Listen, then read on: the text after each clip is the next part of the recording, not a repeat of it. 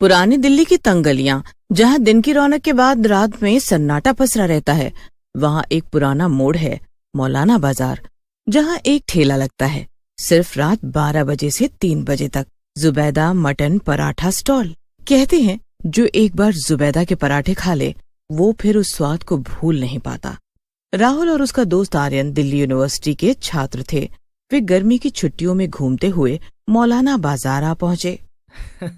सुना है यार, यहाँ एक ठेला लगता है रात में जिसका मटन पराठा जहर है। जहर मतलब बेस्ट? नहीं बे, सचमुच जहर है। जो एक बार उस मटन पराठे को खा ले उसका अता पता नहीं चलता। अफवाह है कि वो मटन पराठा चुड़ैल बेचती है। अबे छोड़, तेरी हॉरर फिल्में देख देख कर दिमाग खराब हो गया। चल एक बार ट्राई करते हैं, सच तो बाद में पता चल जाएगा। वो दोनों उस ठेले के पास जाने लगे। तभी उन्होंने देखा कि कोने पर एक लाल पीली रोशनी में ठेला चमकता दिखा। उसके पीछे बैठी थी एक लंबी घूंघट ओढ़े औरत। आओ आओ, मटन पराठा खाओ, एक बार खाओगे तो हमेशा याद रखोगे। यार इसका चेहरा क्यों नहीं दिख रहा? मुझे तो बहुत डर लग रहा है। चल भाई चलते हैं यहाँ से। पागल है क्या? उसने घूंघट कर रखा है तो कैसे दिखेगा? चल तू पराठे में ध्यान दे। 2 मटन पराठे लगा दो।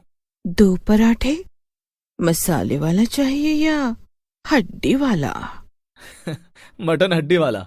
औरत ने पराठे दिए और वो दोनों मजे से मटन पराठे खाने लगे। पराठा गरम था, खुशबू तीखी और लुभावनी। दोनों ने खाया और अगले ही पल उनकी आंखें घूम गई।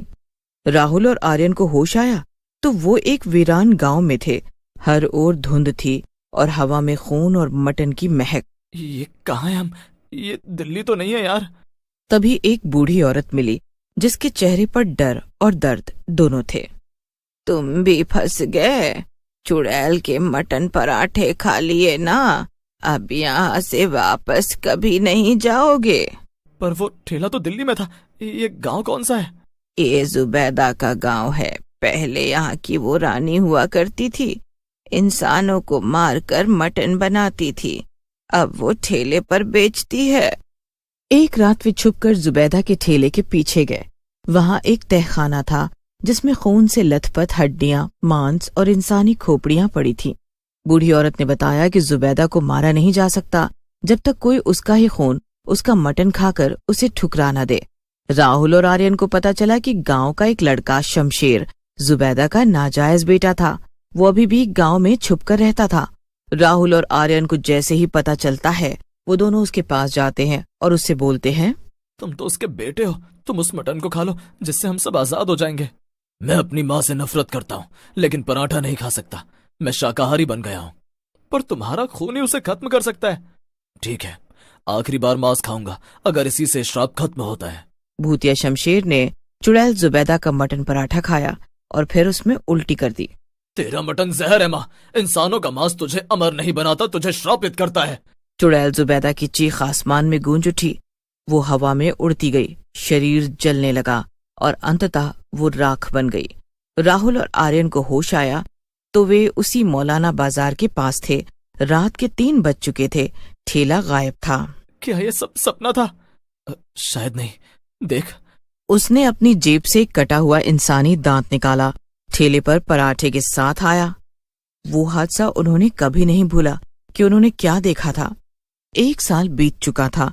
मौलाना बाजार में अब लोग रात को नहीं जाते, लेकिन आदिल नाम का लड़का जो नई दिल्ली में जॉब करने आया था, काम के बाद रास्ता भटक गया और मौलाना बाजार की वीरानी में पहुंच गया।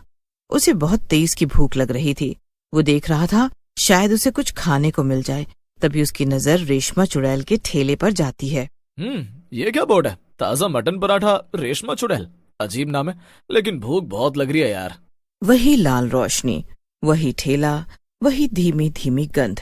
एक औरत काली चुनरी ओढ़े बैठी थी। क्या चाहिए बेटा?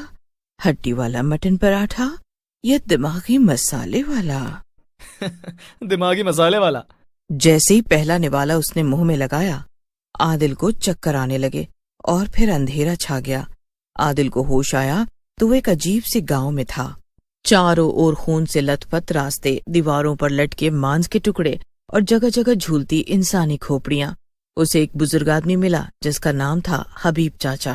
बेटा, तू भी फंस गया। रेशमा चुड़ैल अब जुबैदा की जगह आ गई है। ये ठेले वाली राक्षसों की न... क्या मतलब? कौन है रेशमा? जुबैदा की बेटी है। उसने अपनी माँ को दोबारा जिंदा करने की कसम खाई है और तो उसके बलिदान का हिस्सा है। आदिल गांव के मंदिर में गया जहां एक पंडित छुपा था, पंडित विश्वेश्वर। तुम यहाँ क्यों आए हो? मैं रेशमा भूतनी के बारे में जानकारी लेने आया हूँ। रेशमा के पराठों में एक तंत्र होता है, जो खाए उसका खून रेशमा की माँ को जिंदा करने में जाता है। तो हाँ, तेरा शरीर अब जुबैदा की आत्मा का बर्तन बनने वाला है। पंडित ने उसे एक ताबीज दी। ये ताबीज तुझे एक बार मरने से रोक सकता है, पर अंत में तुझे ही रेशमा का सामना करना होगा। ठीक है। वो मंदिर से चला जाता है और रेशमा के पुराने घर में छुपकर उसका तंत्र क्रिया देखने लगता है। वो देखता है कि चुड़ैल रेशमा एक काले कटोरे में पराठा बनाकर किसी की आत्मा खींच रही है। जुबैदा, मेरी माँ, तेरा शरीर तैयार है, तेरी रूह वापस आ रही है। तो इंसानों की जान लेती है रेशमा, अब तू बचेगी नहीं। तेरा खून मेरी माँ को जिंदा करेगा, तेरा शरीर अब उसका घर बनेगा। दोनों के बीच तांत्रिक युद्ध शुरू होता है। मंत्रों की गूंज, हवा में उठते लाल धुएं और रेशमा का राक्षसी रूप। जैसे ही भूतिया रेशमा के शरीर की छाया आदिल के माथे पर पड़ी, तावीज जल उठा। अब देख, तेरा तंत्र नहीं, मेरा इरादा चलेगा। आज तुझे मार कर ही रहूंगा। आदिल ने वो मंदिर में रखे शिव त्रिशूल को उठाया और उसे रेशमा के दिल में घोंप दिया। माँ, मुझे माफ कर दो, मैं अधूरी रह गई। चुड़ैल रेशमा का शरीर आग में जलने लगता है और वो राख बन जाती है, लेकिन उस राख से एक और डर उभरता है। कटोरे में से एक धुंधली डरावनी आवाज आई। तूने मेरी बेटी को मारा? अब तुझे 7 रातों में 7 पराठे खाने होंगे, नहीं तो तू खुद भूत बन जाएगा। आदिल बहुत ज्यादा डर जाता है और वो पराठे खाने का फैसला करता है। एक एक करके उसने 6 पराठे खा लिए। आदिल अब बदलने लगा था। 7वीं रात को जैसे ही उसने जुबैदा की आत्मा को देखा, वो डर से कांपने लगा, पर आदिल का दिल धड़क रहा था। खा ले या मैं तुझे खुद खिला दूं।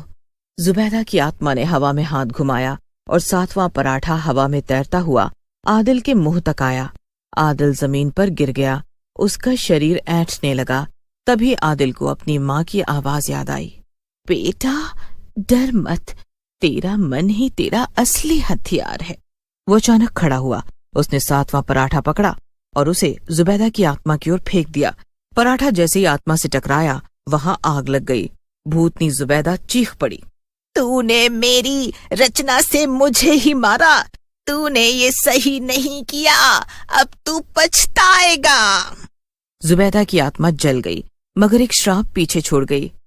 अब तू आधा इंसान आधा भूत रहेगा, तेरे अंदर मेरा अंश रहेगा सदा के लिए।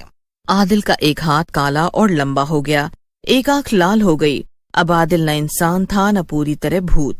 कुछ साल बाद एक रहस्यमयी लड़की अनामिका, जो कि कॉलेज की छात्रा थी, उसे सपनों में आदिल दिखता था। एक अधूरा लड़का जो हर रात लोगों को बताता है, पराठा मत खाना। वो परेशान होकर अपनी दादी से पूछती है, दादी, मुझे एक लड़का हर रात सपने में दिखता है, कहता है वो अधूरा है, क्या ये साया है? मौलाना बाजार का नाम फिर लिया। अरे वहाँ कभी मत जाना बेटा, वहाँ मटन पराठों का इतिहास सिर्फ स्वाद का नहीं, आत्माओं का भी है। लेकिन अनामिका ने ठान लिया कि उसे जवाब चाहिए। पहली रात अनामिका ने सपने में देखा कि जुबैदा की आत्मा उसके बिस्तर के नीचे से निकल रही है। दूसरी रात उसके कमरे में पराठों की गंध भर गई। 7वीं रात उसने सपना देखा। सपने में अनामिका खुद एक ठेले के सामने खड़ी थी और पीछे से जुबैदा की आत्मा चिल्ला रही थी। उसने एक पवित्र दीप जलाया और आदिल का नाम लिया। सुबह अनामिका की आंखें खुली, सामने खड़ा था वही लड़का, मगर अब पूरा। इसी तरह दोनों साथ रहने लगे और कुछ समय बाद दोनों ने शादी कर ली और खुशी खुशी अपना जीवन जीने लगे।